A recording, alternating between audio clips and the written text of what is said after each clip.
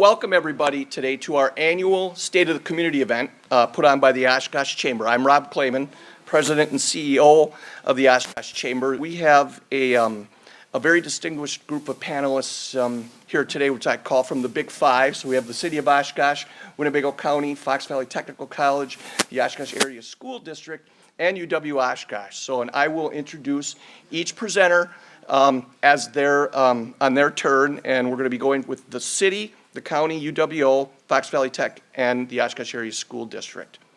So we'll introduce the panelists, and then each panelist will present for about 10 to 15 minutes, and we'll allow a little time for Q&A after each panelist. If it gets too long, we're going to cut that off because we've got an hour and a half. And then after all the panelists have gone, if there's a little time left, we can open it up for more questions. So we appreciate everybody coming here today, and so let's get started. So our first presenter will be Rebecca Grill, our new city manager. Rebecca was recently hired as a city manager for the city of Oshkosh, bringing experience from her previous role as city administrator of West Allis. During her tenure in West Allis, Rebecca played a leading role in numerous strategic initiatives, including the implementation of the city's 5-year strategic plan. Rebecca holds a bachelor's degree in political science and criminal justice from Valparaiso University and an MBA in finance from Concordia University. Prior to her position in West Allis, Ms. Grill served as deputy city clerk and licensed division manager for the city of Milwaukee. With that, I would like to welcome Rebecca to the mic.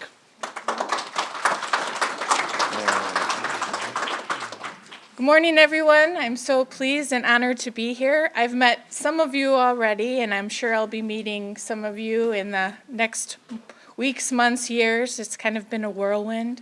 This is my 4th week here, so you'll have to give me a little grace with some of the things I'm talking about. I'm not really an expert on them. I have looked into them, but just really pleased to be here. As Rob mentioned, I worked for the city of West Allis for 10 years.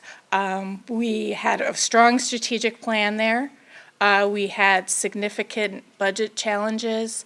We went through a rebranding initiative. The West Allis suffered a lot when Allis-Chalmers closed the factories there, and there are still continued issues from that closure. And so in the past 10 years, we've been really focused on economic development and bringing new businesses in, small businesses in, making it a desired community in that area.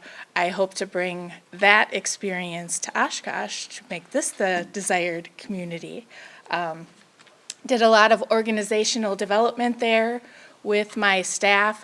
Who had a very strong leadership team, so we work together, which is important when you have budget challenges and things like that.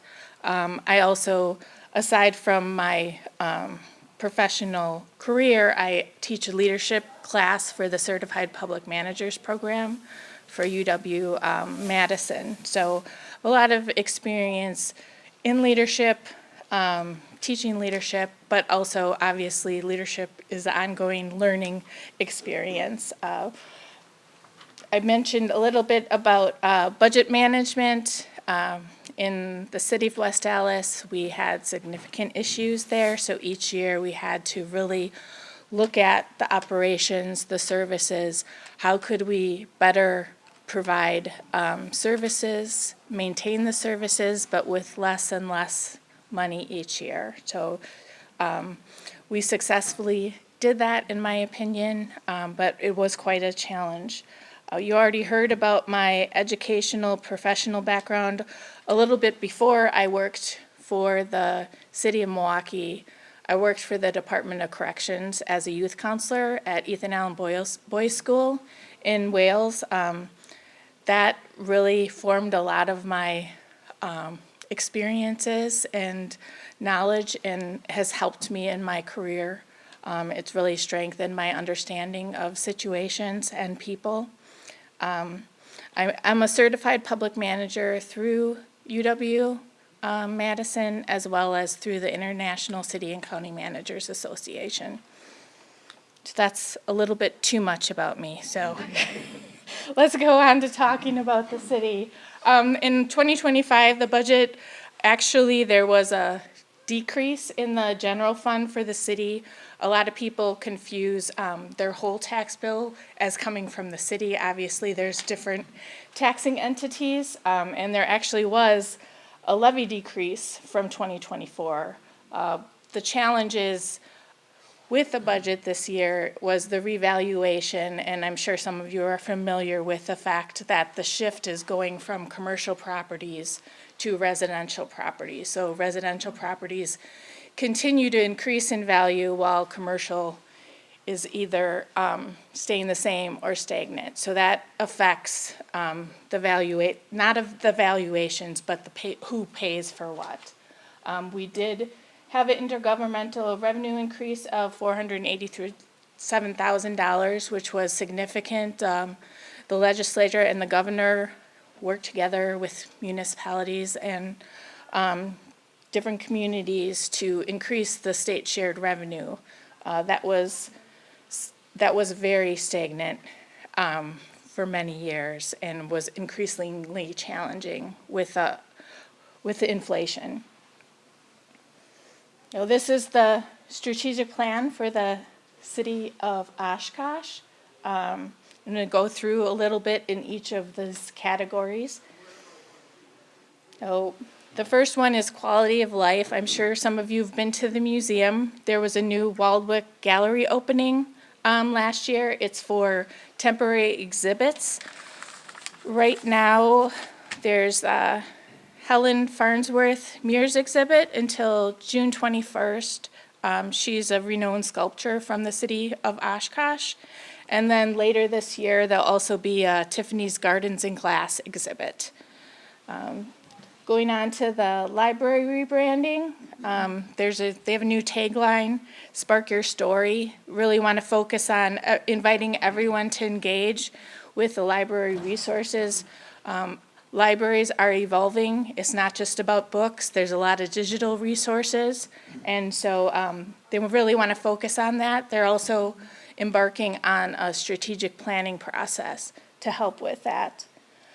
Additionally, there's implementation of the outdoor recreation plan and a focus on a lot of the parks in the city, Pickert, Menominee, and Rainbow Park, to name a few. Then infrastructure in a city of this age, a lot of the infrastructure is failing and need to repair and maintenance. A lot of that is not something that people necessarily can see. A lot of it's underground, that type of thing. So the water filtration plant, something that we're focusing on. There's a commitment to maintaining safe and sustainable, reliable water sources.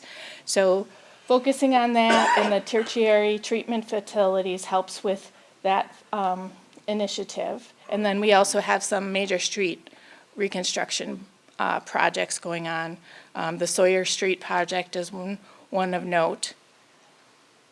Before I move on from this, I just wanted to mention that we do have an interactive dashboard on our website to show the project's progress for our capital improvement projects, as well as you can sign up for notifications about when things are happening. And then moving on to economic development, which is a huge topic here. We're continuing to work with all the organizations, including GoEDC, doing public-private partnerships, and then using the resources that are listed there. So I'm really excited to be part of the growth here. Strong neighborhoods, obviously, cities are built on strong neighbors working together.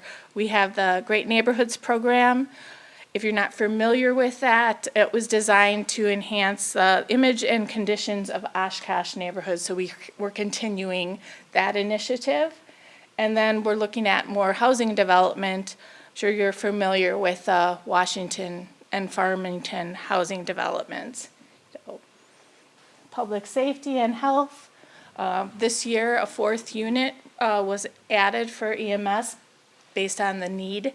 And then an additional police officer was added for behavioral health. One of the challenges with adding both of these things is staffing. we can add them, but there's a challenge in finding people to fill those positions. So we're still working on adding especially the behavioral health officer. All right, finally, effective city government. If we're doing things well, you shouldn't notice government. You should be getting what you need. So I really love this part of it. We're putting out a new a passport parking app to streamline our parking permit process, so people don't have to come in and get paper, fill out paper, get stickers and things like that. So that's one current initiative. I'm looking forward to having more tech initiatives. That's one of my kind of favorite things to do. So, and then really just telling the story, breaking things down in understandable, because sometimes government speak and what we're dealing with is really hard to understand. For example, the revaluation, why we need the water filtration plant, things like that. So really want to focus on, telling the story, the whys and hows, and helping people understand. Lastly, here's my contact information. Feel free to contact me via email, phone call, stop in. Probably until the middle of April. I don't really have a lot of time on my schedule, so might have to put it out further, but feel free to contact me at any time. I'd be happy to meet with you and talk to you. Don't expect me to remember your name right away. It'll take a little while. So thank you. Thanks again.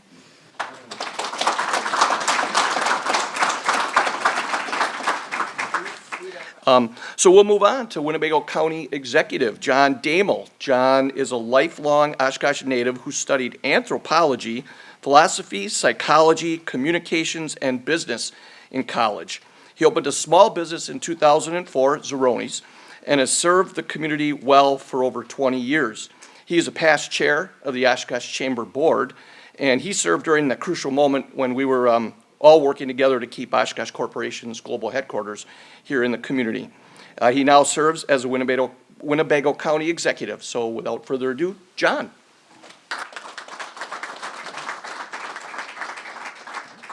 All right, thank you everybody for coming out and engaging in panels such as this. I'm grateful to be here, and it's good for us to kind of get out and I kind of wanted to tell the story of Winnebago County and what I kind of walked into 4 years ago.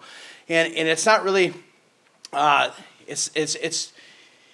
was a change of mindset. So Winnebago County was the third county to switch to the executive model. So, and we were the first one to voluntarily do it. The other two were forced by population. It'd be Milwaukee and Dane. So when Winnebago County went to the county executive model, the county administrator level never existed. It was all administrative coordinators, so committees ran everything. So, and the county administrator level of government, when counties go to that, is kind of like the adolescence of county. That's where you start building some of that professionalism, where you build a director of administration, where maybe you build a director of public works, and maybe you build a director of land use, and that's kind of where you get that professional organizational structure. Yes, government's not business, but everything's an organization. Whether you're a restaurant or Oshkosh Corporation or a nonprofit or a government, it's all basically organizational structure. So when I got here, it was departments being ran by committees. So I'm going to talk a little bit about where we were, where we are now, and where we're going. So day one analysis is on my first day. And Gordon, if you win, you'll get better than this. I got a book of ethics, and I had chapter 59:17 is your statute. Good luck. Well, okay. And I had a staff of one. He was a 72-year-old gentleman named John Fink, who had been in constituent services a long time. Super nice guy. Hey, John, how do I know when things are getting posted on agendas? Well, when they get posted. Oh, do we track any of that? Nope, not really. Are there any metrics that I can look at or reports? Nope, we just kind of wing it, and then we write resolutions when we get to the board. Okay, this is going to be fun. we had lots of job vacancies, a lot of job vacancies with looming retirement. About 20% of our workforce at the time was in their 60s and ready to also leave Winnebago County. They had just gotten, well, it was when I first started, we were mid-pandemic, everybody was really exhausted. We had silos, man, did we have silos. We had departments that didn't even really talk to each other, including crucial ones. Public Health and Human Services, it was kind of territorial, and I was trying to figure out why that was. And after a while, I got both Bill and Doug in a room, and I said, I think I figured it out. Bill, what's Doug's wife's name? No clue. We worked together 15 years. Doug, how many kids does Bill have? No clue. They had worked together in this county for 15 years. So we started building those relationships and really building that synergy and working together as one county. Lack of understanding of county conditions. We really didn't know what buildings we were. Well, Jennifer, you worked in IT. You were the last one to know that we bought something new.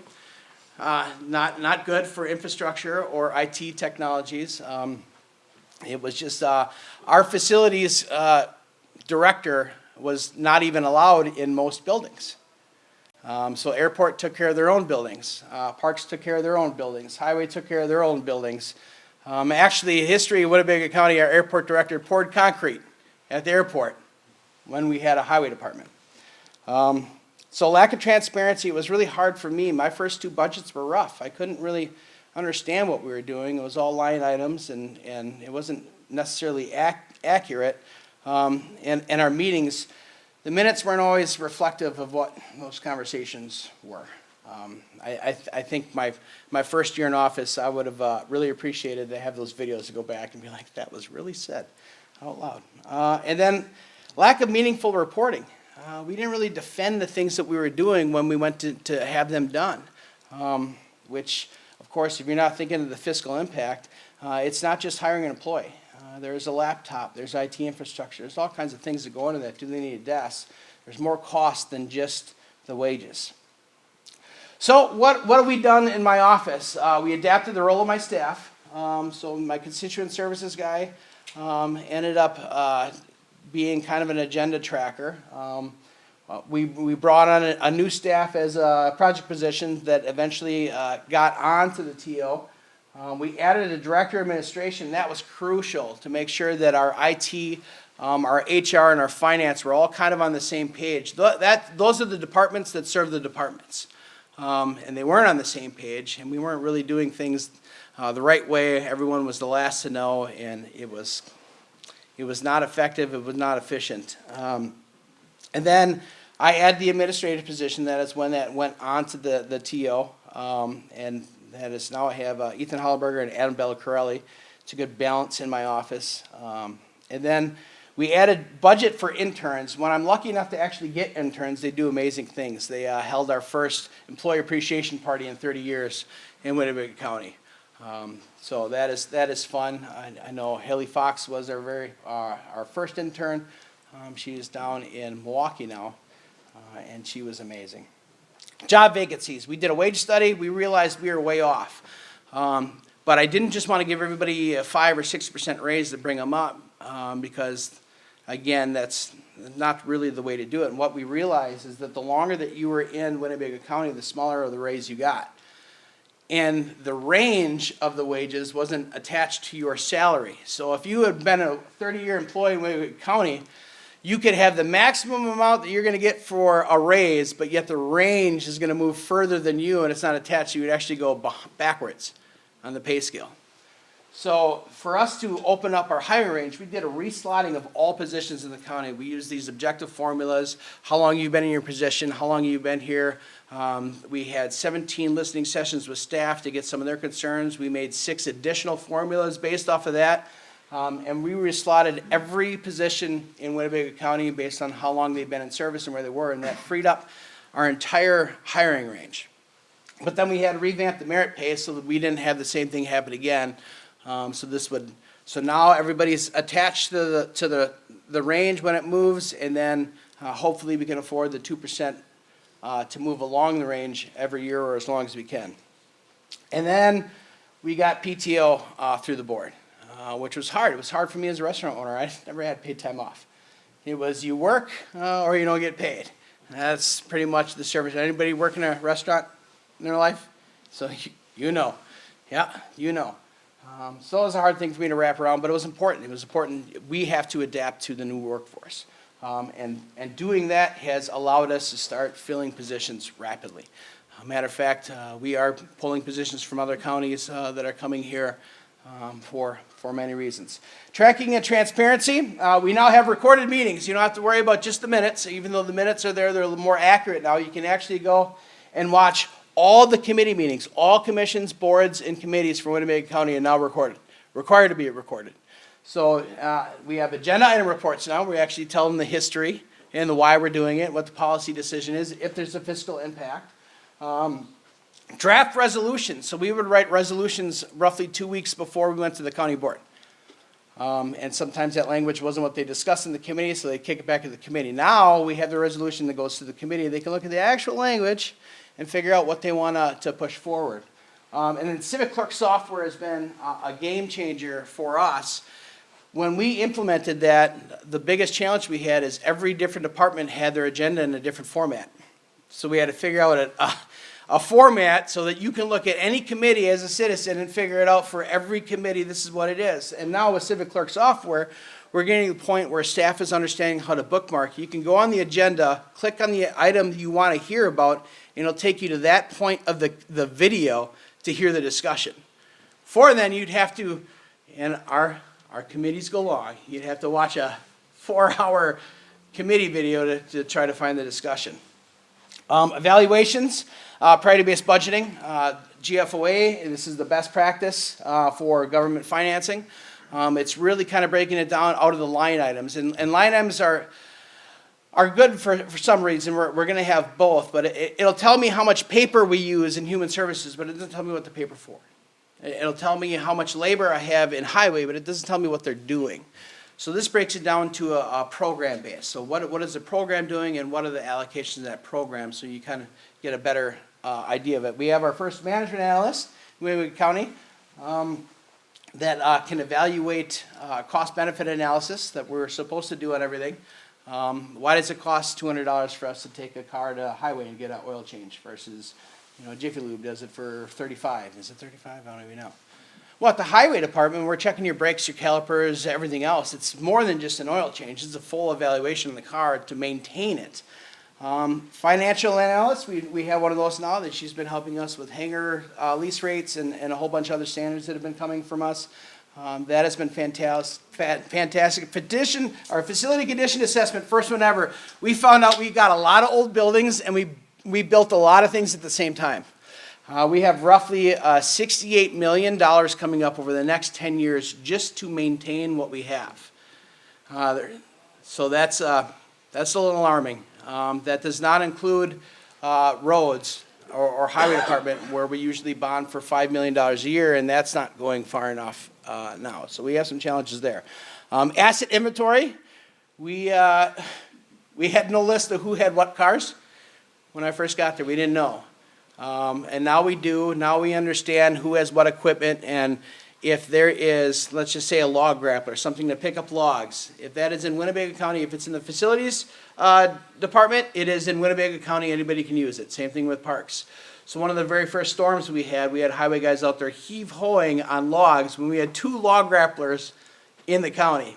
Parks had one, facilities had one, and they went to buy one for highway, and I said, well, we have 2, we don't need a third. Well, they still bought one, so we missed on that, but it's okay. And then recodification. We are going through the first recodification since 1982. It still has town of Menasha in there, and this is where we're finding a whole bunch of things that we were supposed to be doing that we weren't. Recently, we just went to a Parks Commission, and it was a little rough in the Parks Committee because they thought it was the executive taking power because the executive appoints the Parks Commission, not the board chair. However, state statute required us to do that when we passed 150,000 people in 1992. We just missed it. So nobody was paying attention. So we are going through the recodification process. We are actually going and finding some of the things that we weren't doing correctly that we are doing now, because we are an arm of the state. We have to follow the state statutes.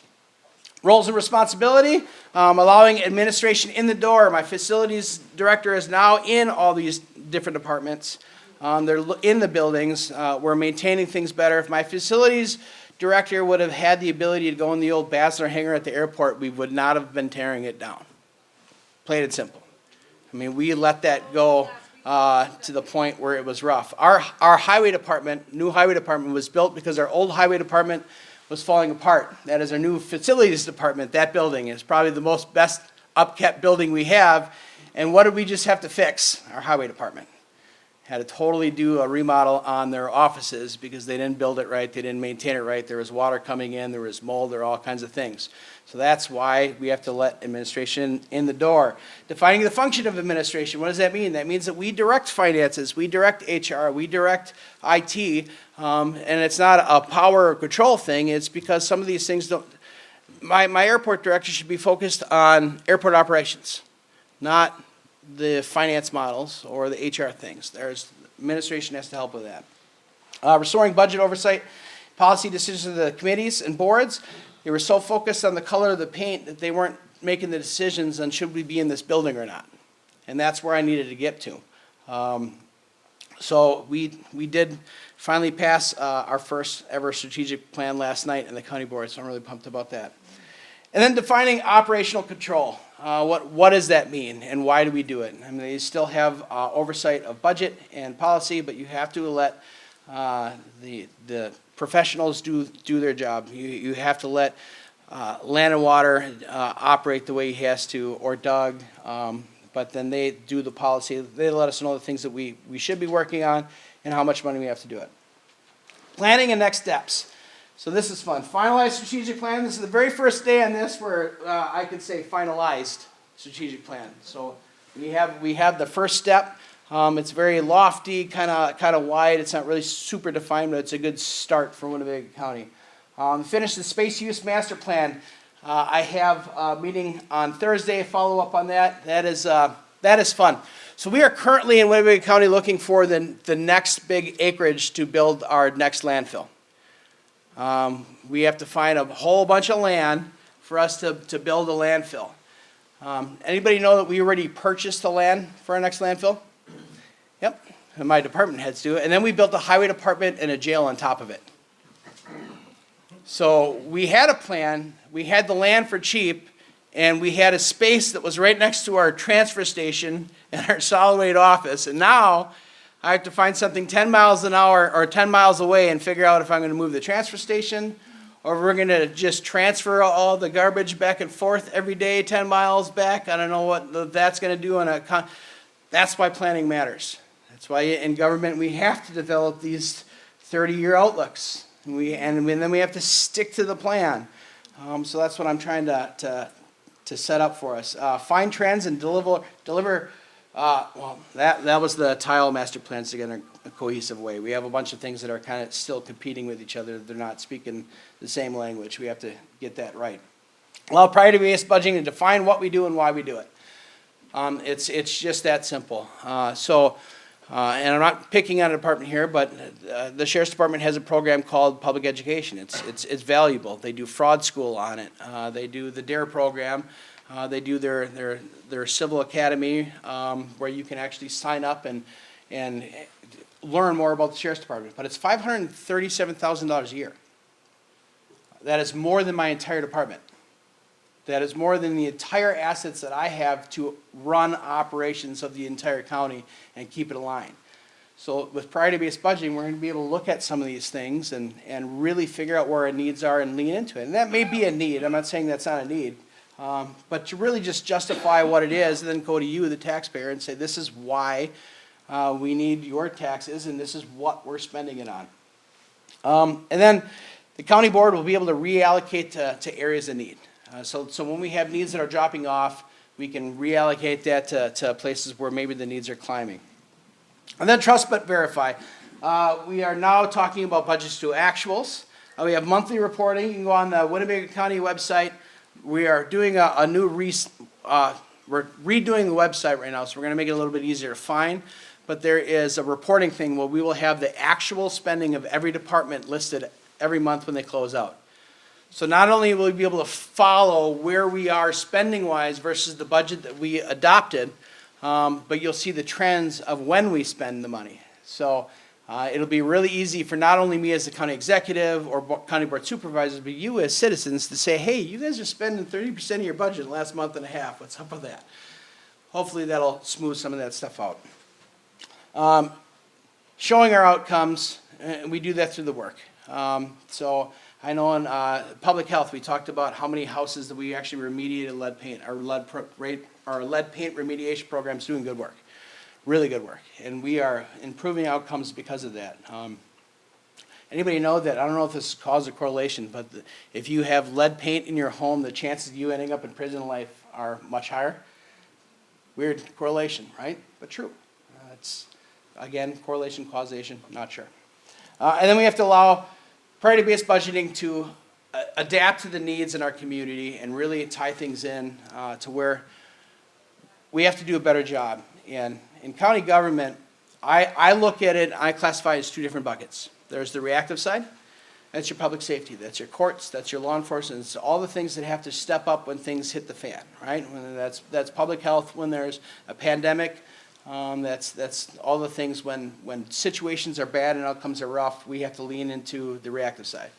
Then there's the proactive side of government, like our HELP program, where you get out there and you stop people from falling down, and you improve outcomes, and you get to kids and you get to them at an early age and you say, have you had a vision test? Have you had a hearing test? Can you hear the teacher? Can you see the whiteboard? Maybe it's not that you're not paying attention in school. Maybe you just can't see. So how do we actually improve those outcomes? And that'll save us money on the back end. Because if we keep getting the reactive side of government, eventually we have to pull resources from that proactive side. And then once you get past the tipping point, you're done. And that's when things kind of fall apart. HELP program, for example, we struggled to make that permanent for reasons which I understand, but we're going to be throwing it in the next budget. Because they're concerned about the $500,000 it may cost to run the program. Anybody have an idea how much a homeless person costs all levels of government on an annual basis? Throw a number out. Between the feds, state, county, and city? $32,000 a year. $32,000 between all resources a year. That's on average what a homeless person costs in resources, right? So we have prevented 832 people roughly from becoming homeless. What's the math on that? A lot cheaper than $500,000. And that's why we're trying to do what we're doing and come up with a plan so we stop building jails on landfills. Right? All right. Thank you, John. How about one more round of applause for County Executive Damo? So now we'd like to move on to Dr. Sun Yoon Chung is with us from UW-Oshkosh today. She is Dean of the College of Nursing at the University of Wisconsin-Oshkosh. Since joining the Oshkosh community in 2022, she's been an active pursuer of opportunities to partner with community leaders to address healthcare and learning needs in our communities.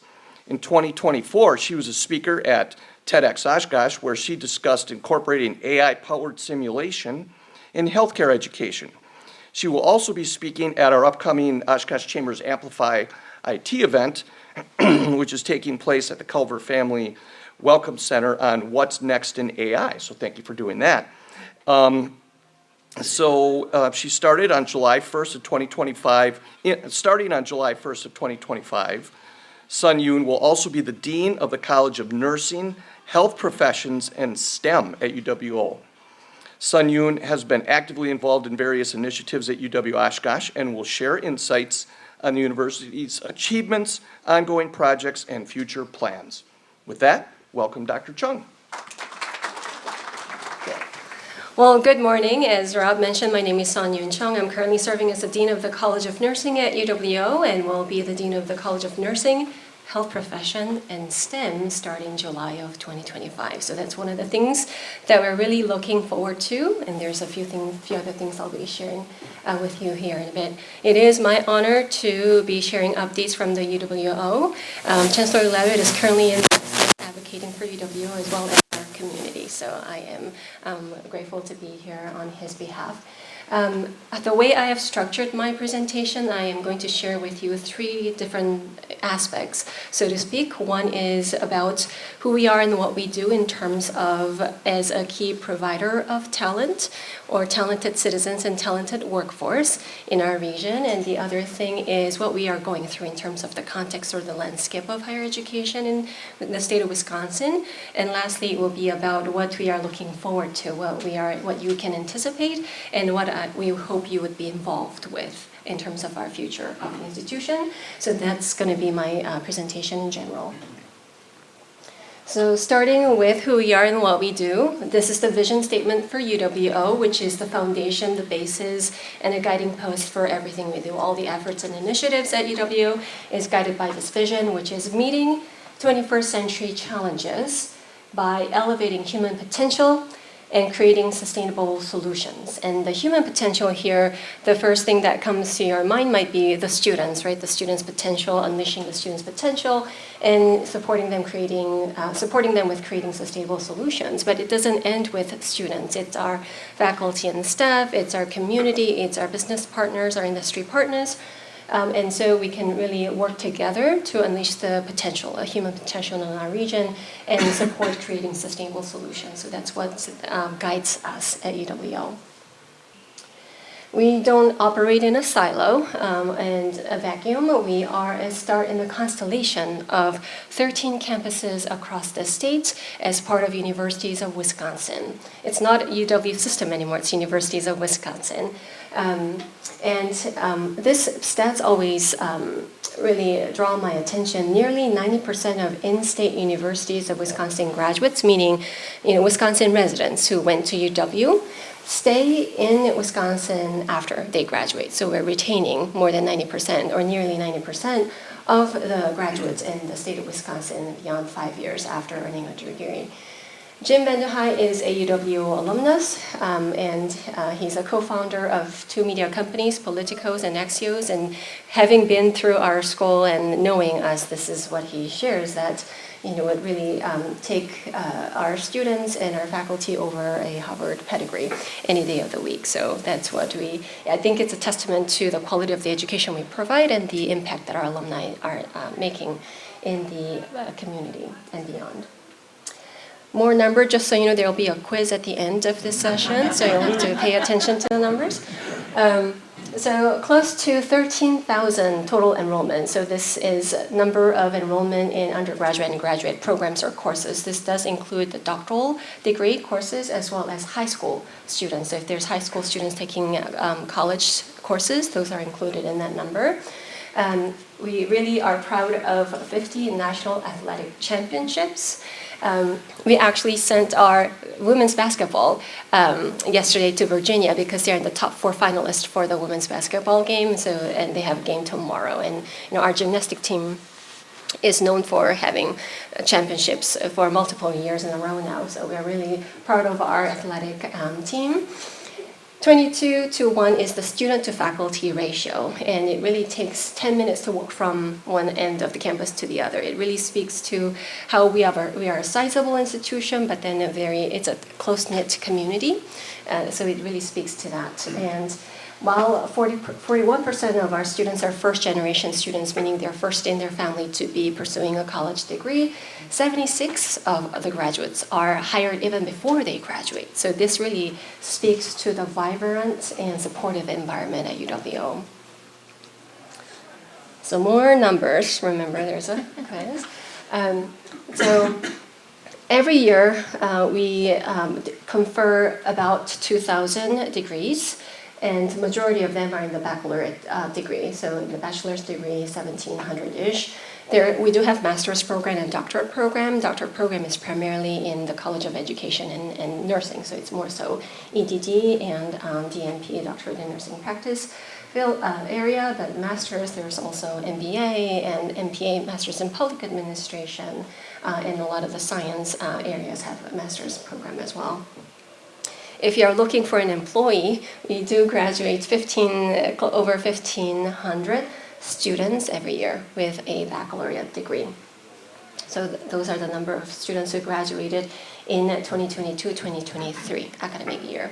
If you're wondering why I'm not sharing numbers from 23-24 graduates, it's because we follow through those students beyond their graduation, so those data are not available at this point in time. It's not that this number is better than 2024, it's just that that number is not available at this point.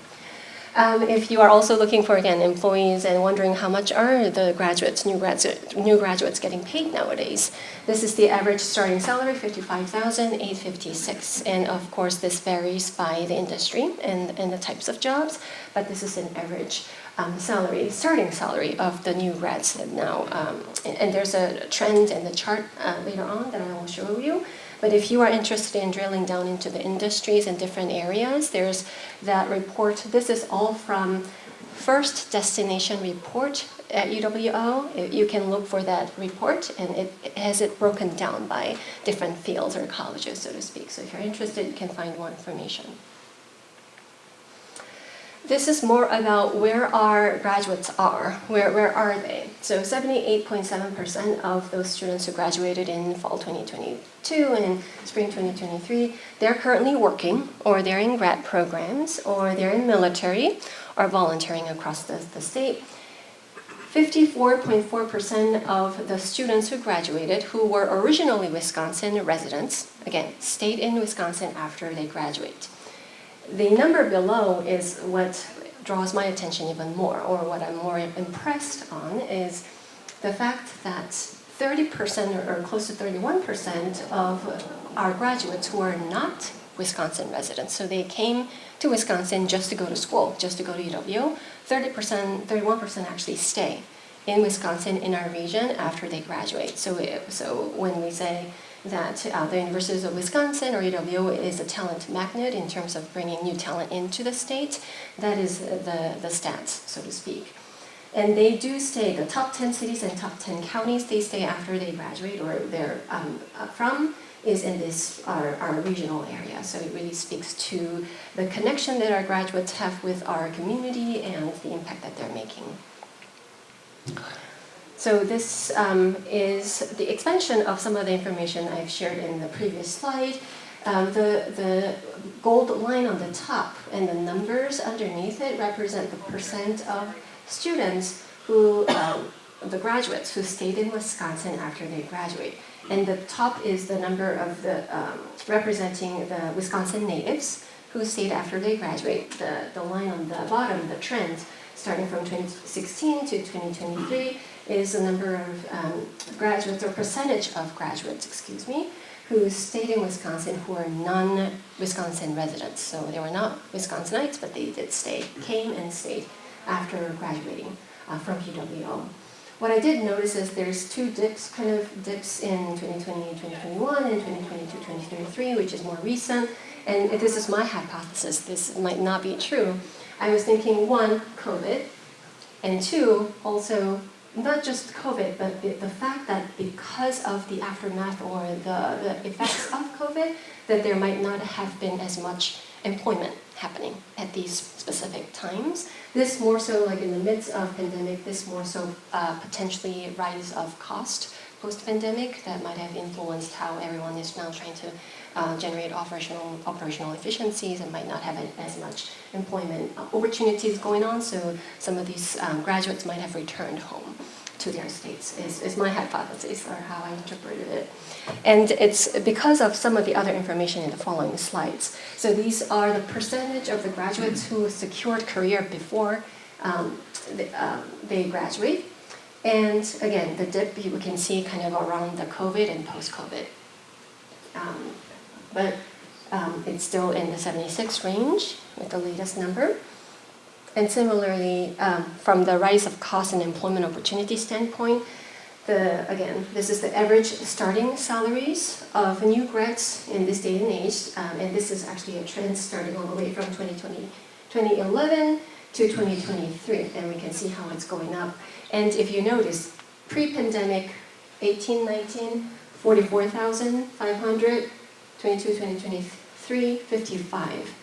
856. So there's almost more than like $10,000 increase, right, in starting salary post pandemic. So I think it really speaks to some of the rise in the cost. But at the same time, UWO is really committed to making sure our students are ready for the competitive salary in the job market.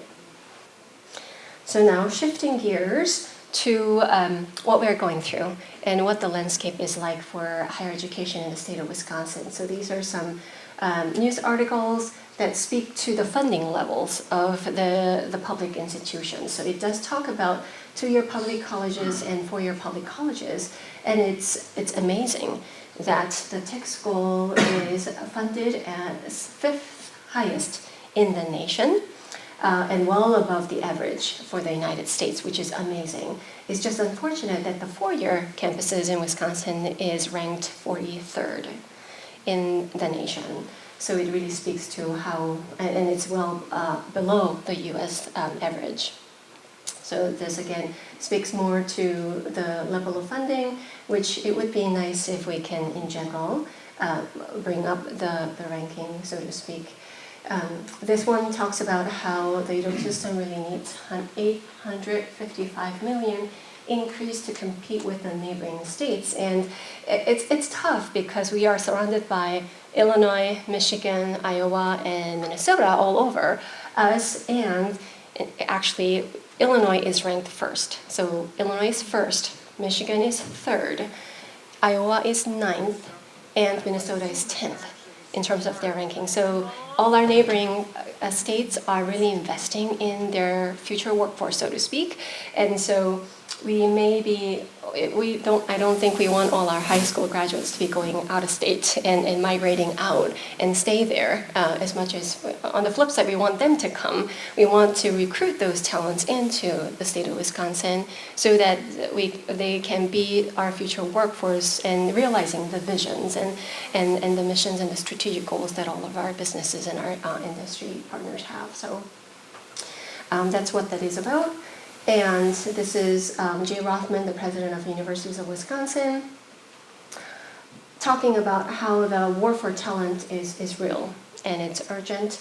And in order to win the war for talent again, instead of having all of our high school and graduates and future workforce migrating out of the state, if we want to keep them or we want to recruit them, then we need to invest. And that investment is important not only for all, the K-12, the tech schools, as well as the UWO. So that's what this is about, and it's kind of speaking to the funding levels, but more so the landscape of public institution, or how we are preparing our future workforce and citizens. So moving on to what we are really excited about. There are a few things that I'm going to share. There's many other things going on, but a few things that I would share, and this is one that I'm particularly excited about. It's towards UWO 2.0. So starting July of 2025, we'll be flipping the switch to UW 2.0.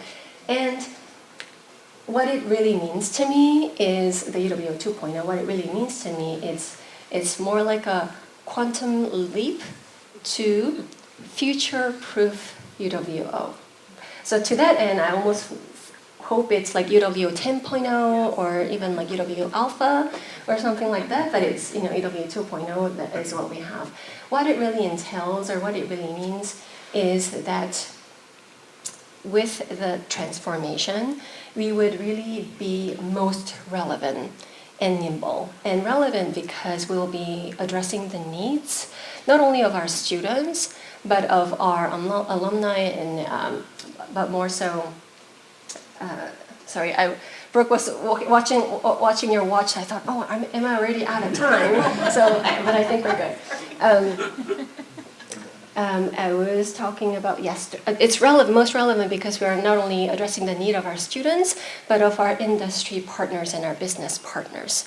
So we will be most relevant in that way, and we will be not only student-centered, which is at the forefront of our mind, but also career-focused. So if you look at the new structure of UWO 2.0, the way we are structured academically, but more so administratively, is that we are now clustered into 6 different schools under 3 different colleges. That's going to be our new structure. And it's career-focused, meaning it's kind of clustered around career clusters that are nationally recognized that K-12 schools are already utilizing. So we'll have School of Business and School of Media, Arts, and Communication under College of Business, Arts, and Communication.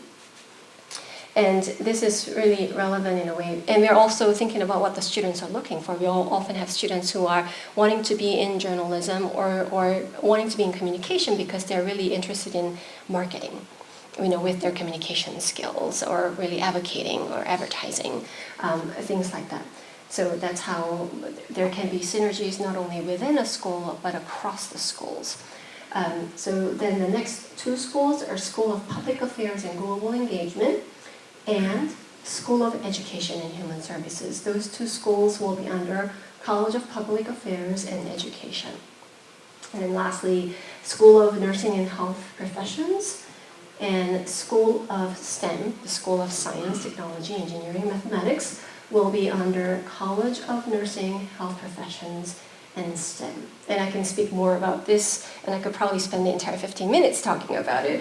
But we oftentimes have students who are like, I want to be in healthcare, or I want to help people, but I don't know too much about the difference between social worker and a nurse, or can I learn a little more about it, or can I have that flexibility to switch between the two, or I'm interested in psychology, or I am really interested in math, but the reason I'm interested in math is because I want to work at some of the other, I was trying not to say a company name here, because it involves engineering or computer science, and so it's all going to be under the School of STEM, the Science, Technology, Engineering, and Mathematics. So again, a lot of synergies within the school across disciplines, but also across schools and across colleges that can happen. And because we are kind of clustered in this way, that is career-oriented, it also positions us to be more relevant, again, going back to the whole notion of having that partnership with our business partners and industry partners, and making sure that whatever we are providing is relevant and it kind of flows into what our employers and the industry partners are looking for. So it's really positioning us well into the future, and will allow us to be really nimble in meeting our goals. The next thing that you can anticipate starting July 1 of 2025 is a new chancellor. So EWO will have a new chancellor starting July 1 of 2025. And this, and I've been part of the search and screen committee, and I was really grateful for the robust poll or the interest in the chancellor position there was. And also the committee is pretty big, with involvement, 1 minute warning, with involvement of all the way to the board, the regents in the board. And so much time and effort and energy has put in to make sure that we are bringing the best finalists to campus, who will be here on campus the week of April 7th. So, and there will be an open forum for the public in all of those evenings of each of those days around 4:30. So I hope you'll be able to join so that you can provide your input and insight towards shaping the future of UWO as part of our community, and that you'll be able to provide your feedback through those participation. Lastly, redefining Polk Library. Currently, and the redefinition or redefining part is the modernization to make it into a digital and social hub. It's approved by the regents, but it's still awaiting approval all the way through the state. And I'm going to move forward because I don't have a lot of time. So it's going to transition into, the hope is for it to transition into Polk Learning Commons. As Rebecca mentioned, it's not just about borrowing books, it's about that community and a space where people can, space for people to come together. And it's also a necessity because this was built, the buildings are built in 1960s, and recently through the assessment of the facilities, more than 50% of the building components were assessed as in poor condition. And with this remodeling and rebuild, we'll have a 30% smaller footprint, which also will help with the utilities and the heating and the cold and everything. So this is actually the current state. It's not most amenable and student friendly, It's covered with sheets because the pipes could burst any day. So it's not most pretty. And you can see how the system is eroding. It's pretty bad. So again, it really needs a rebuild. And there has been water damage, flooding incidents. And so this is the rendering of the new Polk Learning Commons external view, and I'm really excited about this common. The north porch, this is the north outside, and there's more hubs for social events and gatherings for the students to hang out and get natural light. This is the inside rendering, 3-story, a lot of open space for students to come together, debate, discuss. Lots of natural light, again, not only for the students, but also for faculty and staff to also come together. And we talked about the opportunities cross-disciplinary, cross-school, cross-college, and partnership with industry. We need a space where we can have those conversations. So this would be the space that all of those could happen. So with that, sorry, I might have gone over time. I'll hand it back over to Rob. All right, thank you, Dr. Chung. So now we're going to move on to the Fox Valley Technical College. So we have with us today Dr. Jen Lanter. She serves as Vice President of Learning and Chief Academic Officer for Fox Valley Technical College. She is responsible for overall leadership of 8 academic divisions within the college, as well as business and industry services and the Center for Instructional Excellence. With that, Dr. Jen Lanter. Good morning. Great to be with all of you today. Happy to talk with you about Fox Valley Technical College. Fox Valley Technical College is part of the Wisconsin Technical College system. And we like to think that we have many customers, but 2 categories, and that's summed up here in our overall mission statement for the WTCS, that we provide comprehensive education opportunities that position students and employers. Those are really our 2 big buckets of individuals and companies that we are serving. The goal is to thrive in the face of rapid changes, which we see all the time, every day, in the workplace, creating economic vitality for individuals and communities throughout the state. So if you're not as familiar with the Wisconsin Technical College system, we do have 16 colleges split up into districts across the state.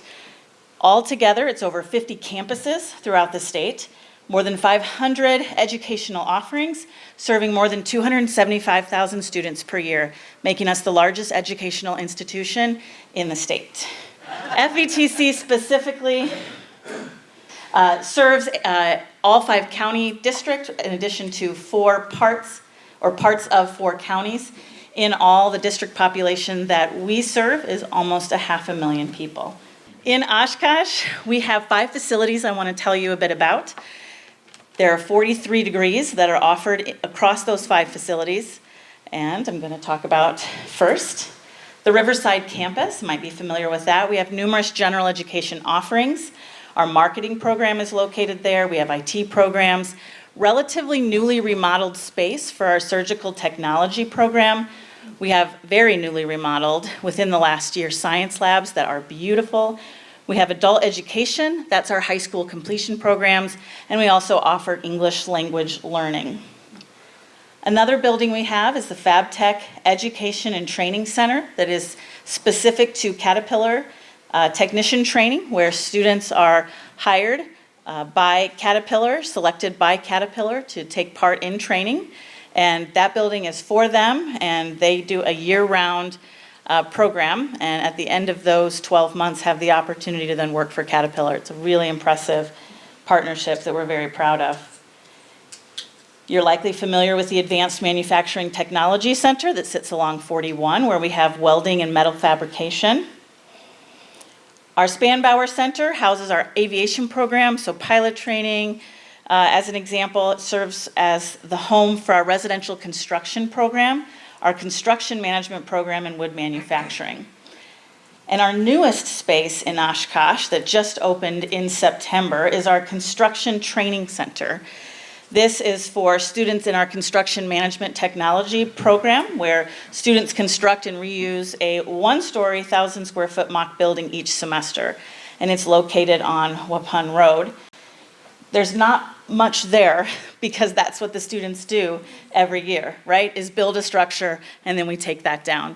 So very much set up to be a work site. There is one storage building with bathrooms and such. We did go ahead and not make it a complete construction site and have some indoor plumbing there for our students. So every year, as a technical college, we are the largest in terms of numbers served across the state. We serve nearly 50,000 people every year. We do that in a variety of different ways. We do that in our typical programming that you would think of, our degree programming, where we graduate 2,400 approximately students every year. We complete about 200 apprentices every year. And then we've got some satisfaction stats that I could talk about for a while, but we're short on time. Just highlight that our average salary across all the programs is just over $58,000 a year. So let me talk about what we offer, and this is statutorily what we are required to offer to our district. We have occupational education and training, associate degrees, your typical two-year programming, technical diplomas, which often do not include general education coursework, short-term certificates, and apprenticeships. About half of our students are female, half are male, and we serve primarily students in a part-time fashion. People ask often about our trend in enrollment, so what I'm showing you here is that our full-time equivalent over the last several years has grown in an impressive way in light of current landscape, federal stuff. Here's some of the top programs that we have, in case you're curious. Our nursing assistant program, business management, and so on. So you can see there some of the top programs. For apprenticeship, I'll just highlight for you, while we have your typical construction trade and industrial trade apprenticeships, we also have a variety of new apprenticeships that are in areas you wouldn't necessarily think of when you think of apprenticeship, where people are working and earning credits at the same time. So in cosmetology, for example, or barbering, and we even have a brand new pilot program for a teacher apprenticeship as well. So really unique opportunities for students there. Also new is our collegiate transfer program, where we are able to offer an Associate of Arts and Associate of Science degree. These are specific to transfer, which is a little bit different than our typical Associate of Applied Science degree, which is really designed to go straight into the workforce. The transfer degree is a nice option because prior to this, students could come and take general education classes with us, but they couldn't receive financial aid to do that.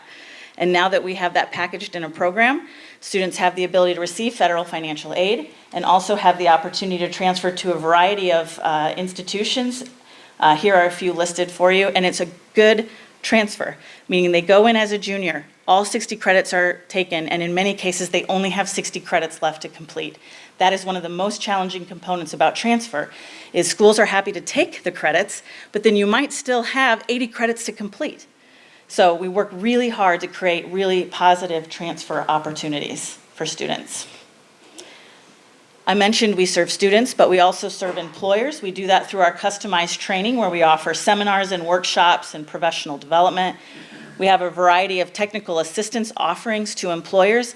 In many cases, this type of service to businesses and organizations can be offset with grants that we have received, which is a nice option for businesses. And then just to give you an idea of the number of students that we serve here, so if you think about the FTEs that I talked about earlier with the occupational education for students, the FTE was something around 4,700. Given that they're often part-time, that's about 7,000 to 8,000 students that take degree classes with us. Business and industry services are serving about 14,000 individuals every year. So that's specific business and industry training that we provide. I'm especially proud of our adult education program that exists at the Riverside campus. Since 2010, we have partnered with Oshkosh Area School District to provide the Riverside program. The typical student in this program is one that might be at risk of graduation, and the traditional high school model is not necessarily a good fit for them. So they come and they work with us. We have 4 instructors who are pictured here, along with a lifestyle coach.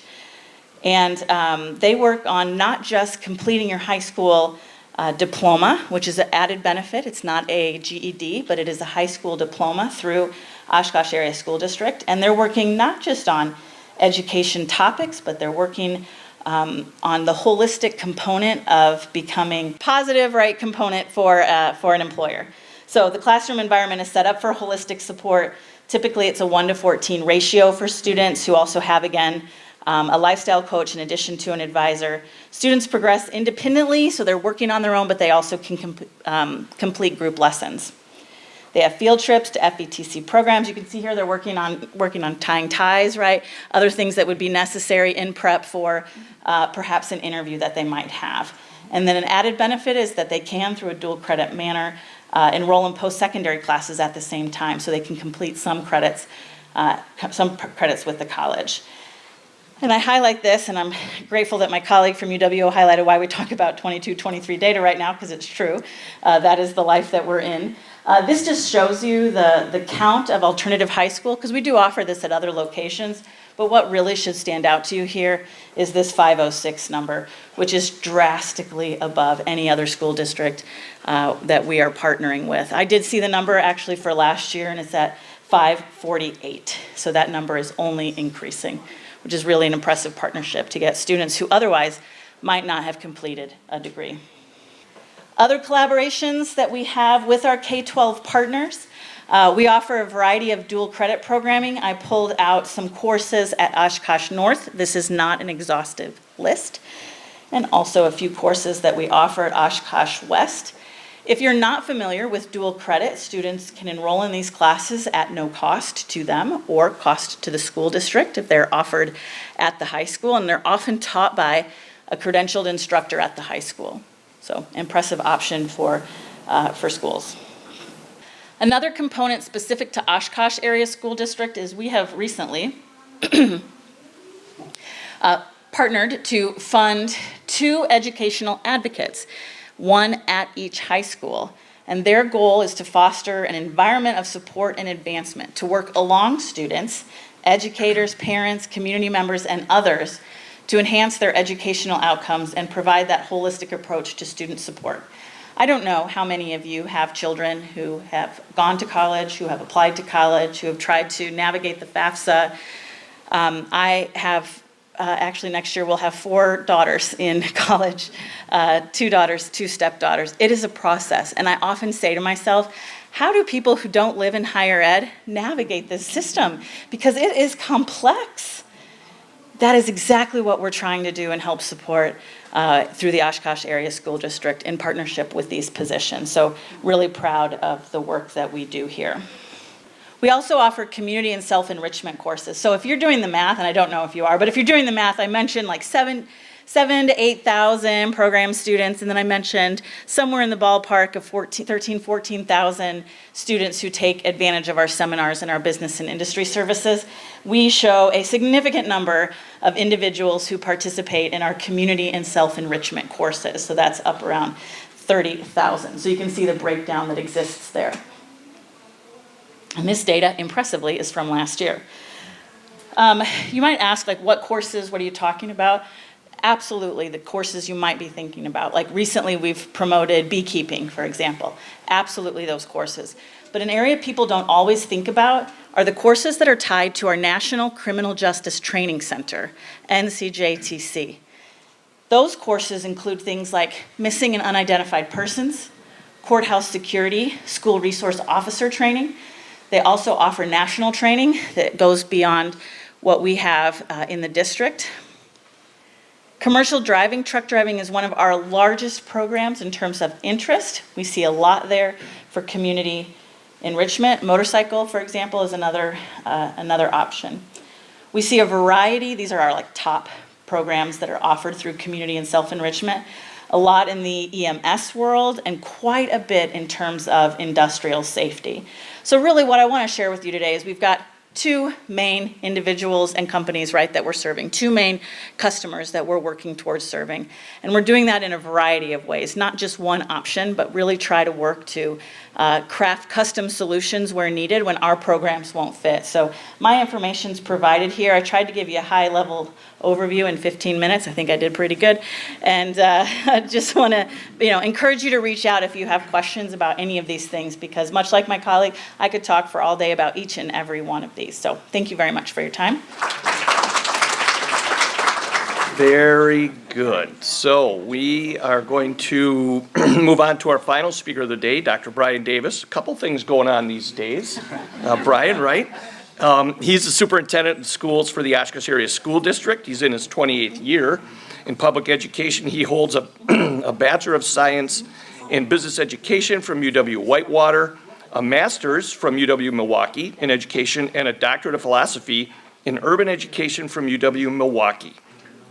Brian's 28-year professional career includes 5 years of experience as a high school business education teacher, 4 of those right here at Oshkosh West, 8 years as a high school administrator in Green Bay, and 15 years as a school superintendent in 3 different communities. The last 4 of those right here in Oshkosh. So please join me in, with a round of applause for Dr. Brian Davis. Okay, well, welcome. Thank you for attending this morning. Appreciate the time. What I'm going to go through today is a couple of things. Want to just give you just some highlights of some really exciting things that are going on across the Oshkosh Area School District, and then probably most importantly, talk about the action that's needed right either between now and April 1st related to our upcoming facilities referendum. Make sure that you have all the information that you need to make an informed vote. So as we get started today, just want to make sure that we're grounded in who we're serving from a school district standpoint. So we have about 9,100 kids that we're serving on a daily basis. You can see quite diverse racially when you look at our demographics, and then our students, student groups on the side with students with disabilities, about 16%. Economically disadvantaged students, about 48%, and then 7% of our students are English language learners, with over 60 different home languages that are spoken on a daily basis. So a very diverse group of students and families that we're serving, which certainly we embrace, and a lot of opportunities for us as we're moving forward. Our priority has been around reading for the last 4 years to make sure that our reading scores are improving, something that is desperately needed and certainly the foundation of all other learning that happens for us. Proud to say that when we're talking about our 3rd through 8th graders, we've had over a 2% increase last year over the previous year and over 4% over the last 3 years. So we're making progress, and if you think about that as a football analogy, I liken that to, we started on the 20-yard line. That progress is a first down. So we celebrate the first down, but we're not spiking the ball and doing a touchdown dance. Like, we've got a ways to go down the field. And so that continues to be our #1 priority as we're moving forward. I'm also proud of our high school achievement. So every year the Department of Public Instruction puts out a school report card for every school in the state. And if you take a look at our Fox Valley Association high schools and how they rank on the school report card, this is related to math and reading achievement, growth in reading and math, and then on track to graduation. You can see Oshkosh has 2 of the top 3 high schools in the Fox Valley Association, and that 0.3% behind Neenah keeps me up at night. So we are going after them hard, but really proud of the work that we've had as a system. Now, we know it's about academics, and that's our focus, but we also have a focus on co-curriculars to make sure that we have a well-rounded group. And so I had to slide this slide on here this week to make sure that everybody was aware that our North boys basketball team qualified for the state tournament. They're in their Final Four in Division I. So you can see a picture there of Xavier Mitchell, who's a senior on the team, cutting down the net. Xavier's just a source of pride for us, just an example of a kid that just puts his head down and works hard every time. He will probably be named on Friday, be named Mr. Basketball in Wisconsin as the best boys basketball player in the state. If he doesn't win it, he's getting ripped off. I'll just be frank about that. He's scored over 50 points. He's had 3 50-point or more games this year. Most impressively, I think, on the biggest stage of the year in the sectional final last Saturday against De Pere. Jen's from De Pere, so we at time? Are we done? Sorry, not sorry, Jen. Xavier was put up 47 points in a winner go home game, and is just a really just again a point of pride for us on the way he handles himself. He's got a full ride scholarship to Iowa State. And has moved up on the all-time leading scorers list in Wisconsin boys basketball history, so not Oshkosh. For every boy that's ever played basketball in the state of Wisconsin, he is number 3rd on the list, which is very impressive. So he'll go in his next game. I think he's got 3 more points. He'll go over 2,800 points, which is really incredible. So just really proud of the work. A lot of great things that are going on throughout the district. Also, from a taxpayer standpoint, again, so our commitment is to make sure that we're improving achievement. You can see by some of our accomplishments, we're making good progress on that, but also that we're responsible to taxpayers. And so, as was mentioned from Rebecca's note from the city, we also were able to have a decrease in our local levy of over 5% this past year, which is about $3.5 million less from the previous year. A lot of that was due to us strategically prepaying debt. That allowed us to gain more state aid and be able to lower the tax burden. And so that's an important piece for us as we're moving forward, knowing for this year and as we're moving forward for our request for funds for our referendum plan. So, again, probably the most important thing I need to talk about today is making sure that you know that the referendum is coming up on April 1st, so less than 2 weeks. Everybody should receive, if you're a resident of our school district, you should have received something like this in the mail that asks you to make a plan and give some of the details on our plan. So important to note that John had talked about not inheriting a plan. I was very blessed to be able to inherit a good, strong community plan. So when I came in 4 years ago, this plan was set up for us, not in detail, but a scope of how we would move forward. And so phase 1 of this long-range facilities plan talks about consolidation of elementary schools and middle schools on the north side of town. So that was phase 1. Phase 2 looks at west side consolidation, middle schools and elementary schools, and phase 3 and 4 are talking about improvements to our high schools. So where we are in this progression right now, in 2020, the community approved the consolidation on the north side. We finished up that consolidation with the opening of Menominee Elementary School last September. And I'm going to talk today about phase 2 because it's your action that's going to determine whether or not we can move forward and right-size our district to be competitive as we're going. A very important point for us as we're going. So I'm going to talk about phase 2 today, but just so you know, that's part of a long-range facilities plan that we have. So starting with our needs, we are a students first organization, so our first 2 buckets of needs are directly related to our students, improving student safety in our aging buildings. So when I hear 60-year-old buildings are difficult for Polk Library, that's absolutely true. We've got 100-year-old buildings that we're working with that we need to make sure that we're modernizing, so we're in that same space. Improving student services, making sure that we have counselors and specialists in front of our kids all day long, and that access is provided. And then also from a business standpoint and responsibility to taxpayers, make sure that we're saving money through our operations, through our building consolidation. So improving services and saving money on operations is the sweet spot that we've reached in this proposal. So just a little bit of detail on our aging buildings. So the west side consolidation, we have 2 buildings on the west side of Oshkosh that are over 100 years old, Roosevelt Elementary School and South Park Middle School. South Park Middle School, the original parts of that building are still standing. It's 120 years old. Inside that 120-year-old part of that building, there's original galvanized pipe that's packed in asbestos, that's packed in brick walls, that's very difficult to be able to get to. So what we'll see here, and I'll show you just a picture of how difficult that is for us to be able to maintain. Although we do have the best we can, you can see just some of the deterioration as part of the condensation over time. That's a major liability for us.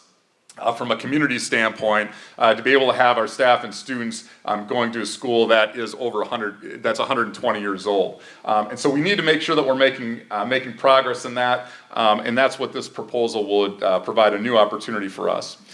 Improving student services, so again, that's our main focus, to make sure it's not just about new buildings. This is about making sure we're making improvements for kids. So a couple ways that we're doing that in this proposal. So one is creating a pre-kindergarten center that would be under one roof. Right now we have our 4K students that are going to a variety of elementary schools, church basements, YMCA, daycare partners, and they're scattered throughout the system. Part of the disadvantages of that is we have our counselors and specialists, therapists, administrators have to be in a car half the time because we're going to all these different sites. So what we're looking at doing as part of the proposal is bring them under one site to make sure that our 4K students, our youngest students who need the most support to give them a launch into kindergarten and to first grade for those early literacy skills, can have that support when they need it in one place. So that's really important for us moving forward. Again, looking at the money savings aspect of this from a building consolidations aspect. So one of the main things that's driving us for an operational standpoint is moving from where we historically have been is serving 10,000 students.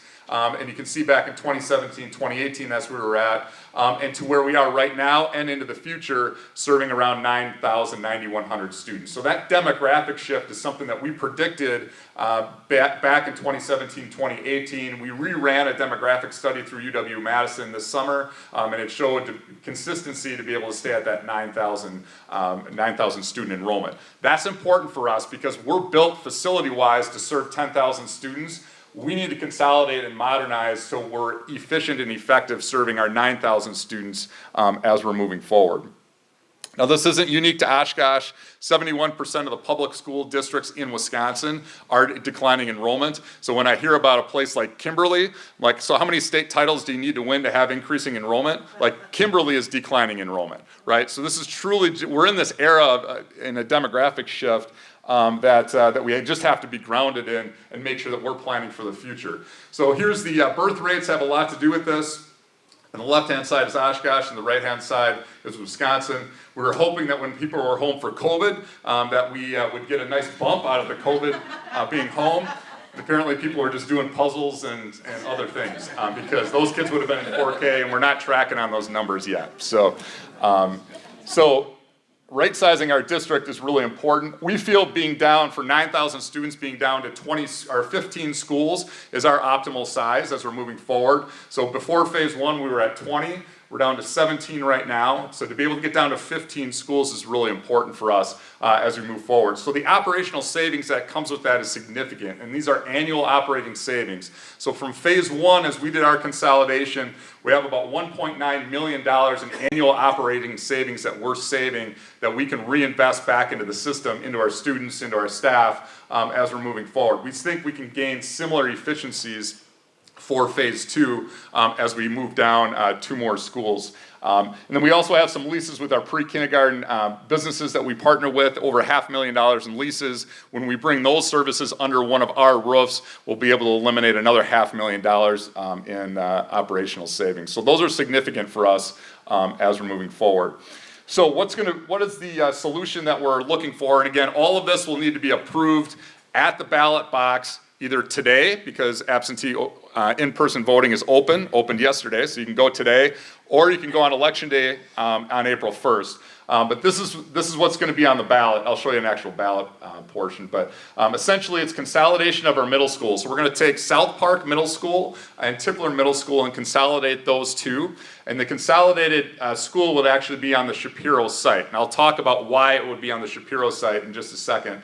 But that'll be an important point for us to be able to consolidate. The Tipler Middle School building is in good shape, so we'd repurpose the Tipler Middle School building to be both our pre-kindergarten center and do some significant renovations in the pre-kindergarten, in Tipler to be a pre-kindergarten center. In half the building. The other half of the building would be our recreation department. So we currently have our recreation department in the old rec gym downtown. So we'd look to sell that building and bring our recreation department and all of its services into Tipler and be able to reuse that Tipler gym for everything and not lose a beat with any of the services that we're providing. At the South Park site then, we would move from the South Park site and we also have purchased 5 adjacent lots as we were originally planning to be at South Park. So we had purchased lots. We're able to resell those lots and resell the actual South Park building for housing. So you heard already today, the housing needs in Oshkosh. So that's something that we're going to help be partners with. We've done that in our previous schools. If you think Smith School historically, South Park is also a site that we've had some interest in to be able to be redeveloped for apartments. So that'll be part of our contribution, again, back to be good partners throughout the city and county.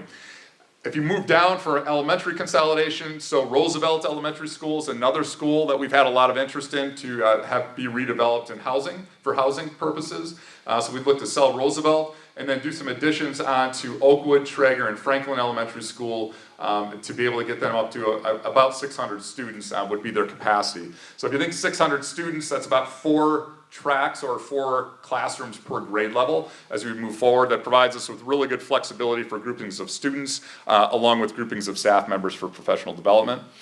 We'd have our co-curricular facilities, so building an auditorium at North High School. North does not have an auditorium. It was never built with an auditorium. Has a lecture hall that sometimes is used as an auditorium. So we want to be able to provide our students on the north side with those opportunities. And not have to split those with West and all the crowding that happens there. And then also facilities improvements related to air conditioning. So after we would do our remodeling of all of our schools here, we would have 3 elementary schools that don't have air conditioning. So that would be Ecook, Lakeside, and Reed. So they're part of the solution to make sure that those schools can not only have the learning environment that they need for the beginning of the year and end of the year when it gets pretty hot, but also start to be able to use those buildings year round. And over the summer, we think is a big advantage as we move forward. So that's the solution as we go. I mentioned South Park and needing to move off the South Park site. So when we did community feedback sessions in the fall, we learned that there was a zoning code that was passed by the county back a couple of years ago that we missed. And so one, I want to say I apologize for missing that. We've made some changes within our operations process to make sure that we're tracking zoning changes on a regular basis, and then we've developed a pre-submittal process with the city to make sure that that doesn't happen again. But essentially, the gist of this is taking a look at the zoning. The dark green are the runways that would go north, south, and east, west at Whitman Field. And then you can see the light green are the approach and departure districts that are according to those airfields, or those landing zones. So we want to make sure that we're outside of that. The restriction is not having large gatherings that are in those zones. So if you think schools, hospitals, outdoor venues, so we want to make sure that we're not putting a $90 million asset that's going to be here for another 100 years in that zone. So that's why we needed to move from South Park to Shapiro. It's the closest spot that we had. The Shapiro site is actually 2 acres bigger for us, so we get a little bit more green space. And so that's why we needed to move from that site into over to Shapiro. So overall, it'd be 3 middle schools down to 2 on the west side, and we'd be 7 elementary schools down to 5 on the west side, including the 4K center would be the 6th school then, and that would be again in Tipler Middle School. So ultimately, as I mentioned, this is going to have to be voted on. This is beyond our operational limits that we have by state statute, so this is going to have to be voted on by the community. We think this is a really pivotal moment for us from a community standpoint. And so the investment made is a significant investment. So it'd be $197.8 million. So based on some of the community feedback sessions we had in the fall, we made some changes to our scope, which are outlined there. But again, this is a significant investment for our community. So we wanted to make sure, again, as we're keeping our eye on making sure we're setting ourselves up for the future, but also being responsible for taxpayers, how are we going to do this? Now, part of the advantage of having a long-range plan is you can strategically plan your finances, which we've done here, to be able to make this as least disruptive to taxpayers as possible. And so what we were able to do through some long-range planning financially is to be able to prepay previous referendum debt that we have. So that's shown up in the dark blue here. And then be able to bring on our new debt, which would be the $197.8 million in this light blue. So what we're saying is that as you would roll through from this year, this is the amount of referendum debt that we're paying. As you would bring that new debt on, there would be a 0 increase to the debt levy. So essentially, we're not saying it's free, but we're saying that the payment amount that you would make every year isn't going to change, and you get more efficiencies. So as we're talking with people about just the personal finance application of that, if you think about it as a car payment, so you have your budget set, and you're making a car payment every year. When you get to the end of your car payment, you got an opportunity to purchase a new car that's going to be less maintenance, that's going to have better gas mileage at the same payment. So your payment amount isn't going to change, and you're going to get better performance. So that's the setting that we have been able to set up through our planning as we go. So ultimately, again, the ballot question, and Grace has given me the 1-minute warning here, so this is the punchline, right? So this is what's going to show up on the ballot for you, either today when you go and vote, or on April 1st. You can see the cost and then the outline here for us as we're working through each one of these projects. A yes vote would mean that we'd go forward and start these projects. It's about a 4-year process to be able to complete phase 2. A no vote would be, we would come back in the fall to the community, find out what didn't work in this, and be able to make another plan. But I will tell you that next year we're going to have a 121-year-old South Park. It's not going to get any younger, and we anticipate about a 5% increase in all of these costs with labor and materials. So the same scope of projects next year would be an additional $10 million. So this is something that we really feel that we need to be able to approach now because of our ability to take the edge off of the tax burden and be able to make that flat for everybody. We think now is a good time to be able to do that.